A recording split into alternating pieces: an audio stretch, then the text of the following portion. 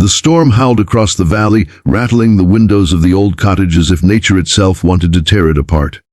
Inside, an elderly couple sat across from one another in silence. Their faces, carved by time, carried the weight of a pain few could imagine, the pain of being forgotten by their own children.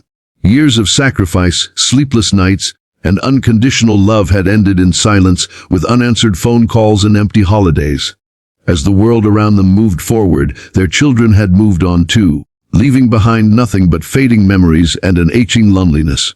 And yet, as the world turned its back on them, fate was about to hand them a broken piece of wilderness, a ruined mountain cabin, something that seemed worthless to others but would soon become the very place where their shattered hearts would find healing. Before I take you deeper into this powerful story, I'd love for you to support my channel, Soul Spark.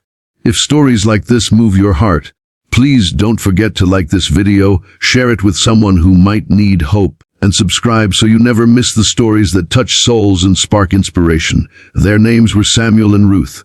Samuel was 73, his once broad shoulders now slightly bent, but his hands still carried the strength of a man who had built houses and tilled soil. Ruth, 69, had a gentle but unshakable spirit, her gray hair always pinned in a neat bun, her eyes still holding the sparkle of a woman who had once dreamed of a big, happy family.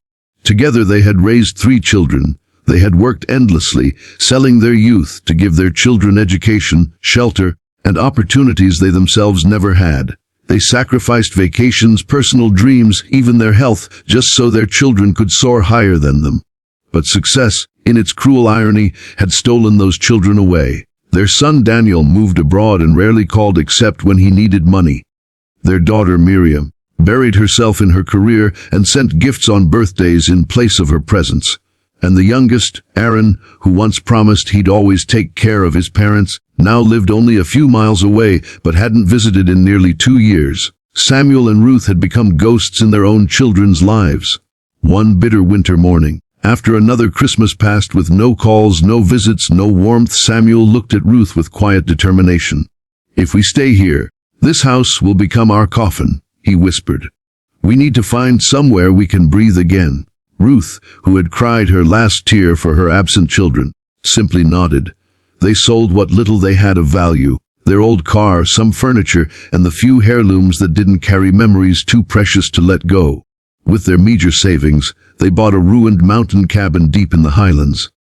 Everyone they knew thought they had gone mad. "What will you do in the wilderness? You're too old for that kind of life," neighbors scoffed. But Samuel and Ruth weren't seeking comfort. They were seeking rebirth. The cabin was nothing more than a skeleton of wood, leaning against time. The roof sagged, the walls were scarred with rot, and the windows were just gaping holes. The surrounding land was wild and unforgiving. But when Ruth walked inside that ruin, she whispered, "This is broken, just like us, but maybe, together, we can make it whole again." And so began their greatest journey. The first months were brutal. The cold pierced their bones at night. Rain leaked through the roof, forcing them to huddle under old blankets. Samuel's hands, though stiff with age, worked tirelessly, cutting wood, patching walls, hauling stones from the creek to build a fireplace. Ruth, though her back ached, planted seeds she had saved from their old home, tiny specks of hope in the harsh soil. Many days they went hungry, surviving only on bread and wild berries. And yet, every night they lay in each other's arms, whispering encouragement. For the first time in years, they weren't waiting for phone calls that never came. They were building something for themselves. Slowly, the cabin began to transform. The roof was patched with timber Samuel hauled down the mountain. Ruth's garden sprouted green shoots that defied the odds. They learned to collect rainwater, to mend their clothes, to live with less but feel like they had more. The ruin that had mirrored their despair began to echo with laughter, the kind of laughter they thought they had lost forever. As seasons passed, the land around them bloomed. Wildflowers painted the meadows in spring. The creek gurgled like music through the summer. Autumn wrapped the valley in fire, colored leaves, and even winter brought a kind of beauty that no city could offer. Samuel and Ruth discovered joy in simple things, watching deer graze at dawn, listening to the wind weave through the pines, feeling the soil under their fingernails as they worked together. But their paradise wasn't built without struggle. One harsh winter storm nearly destroyed all they had rebuilt. The roof cracked, their food supplies dwindled, and Samuel collapsed one evening from exhaustion, his heart strained under the weight of too much work. Ruth feared she would lose him in that lonely wilderness. She knelt beside him, holding his frail hand, whispering through tears, "Don't leave me, Samuel. We've come too far, we're not finished yet." Samuel survived, but the scare reminded them both how fragile time was. From then on, they worked slower but together. They learned that paradise wasn't about perfection. It was about presence.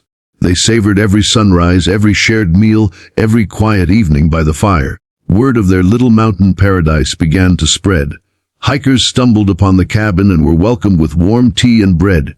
Strangers left with hearts touched, marveling at how two abandoned souls had built something so beautiful out of ruins. Some returned with supplies, gifts, even tools to help. The couple who had been forgotten by their own children became adopted by a community of wanderers and kind strangers. Years later, their once broken cabin stood strong, surrounded by blooming gardens, hand-built fences, and trees heavy with fruit. Samuel and Ruth, though their hair was silver and their steps slower, had never looked more alive. They had turned their abandonment into abundance, their heartbreak into harmony with the land. And then, one day, as if fate wanted to complete the circle, their children arrived. First Aaron, guilt-heavy in his eyes, stood at the door he had once abandoned. Then Miriam, her city clothes looking strange against the mountain earth, came carrying regrets. Even Daniel, who had flown in from abroad, arrived last. They had heard whispers of their parents' mountain paradise and, driven by curiosity, or perhaps shame, came to see it. They expected to find frail, bitter old parents. Instead, they found two glowing souls stronger than ever, surrounded by beauty that no wealth could buy. Samuel and Ruth didn't scold them, didn't demand apologies. They simply welcomed them in, fed them from the fruits of their garden, and showed them what love looked like when it was free from resentment. For the first time in years, their family sat together under the same roof. If this story has touched your heart, please take a moment to like this video, comment your thoughts, and subscribe to Soul Spark. Your support helps us keep sharing powerful, life-changing stories that remind us of the beauty of resilience and love. And though the years would eventually take Samuel and Ruth, their story remained carved into the mountainside, a story of how two forgotten hearts turned abandonment into paradise. Their cabin stood as a living reminder that sometimes, when the world leaves you behind, it is only clearing the path for you to build something far greater.